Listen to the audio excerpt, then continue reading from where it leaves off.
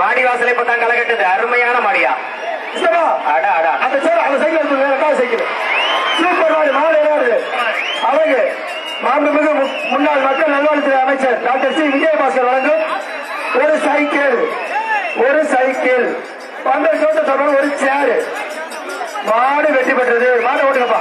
மாட்டை ஓட்டு. கைத்த போடு. அருமையான அடுத்த மாடுப்பா. மாட்டுக்கார மாட்டை பிடிச்சு போகிறேன்.